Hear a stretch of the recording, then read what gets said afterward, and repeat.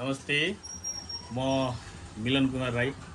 निर्वाचन परिचालन समितिको संयोजक क्षेत्र नम्बर 4 झापा र म आज तपाईहरुलाई सानो जानकारी दिन चाहन्छु। हामीलाई हाम्रो जुन यो श्रम अभियान छ,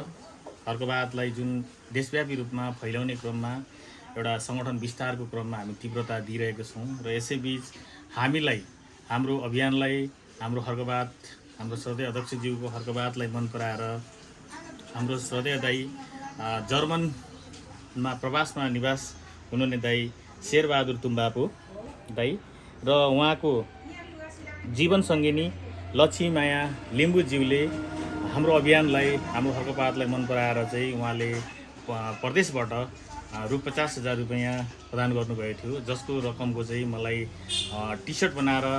हाम्रो स्थानीय श्रमदाताहरूलाई वितरण गरिदिनु होला भन्ने उहाँले जुन मनसाय राख्नु भएको थियो, त्यो अनुसार उहाँले 50,000 रुपैयाँ पैसा हामीलाई पठाइदिनु भएको थियो र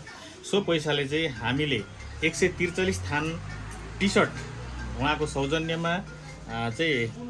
बनाएर हामीलाई प्राप्त भएको छ र यो सौजन्य गरिदिनु हुने श्रद्धेय दाई शेरबहादुर तुम्बापो सुरेन्द्र हाल जर्मन उहाँलाई चाहिँ विशेष धन्यवाद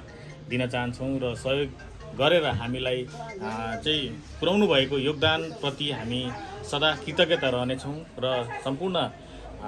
झापा 4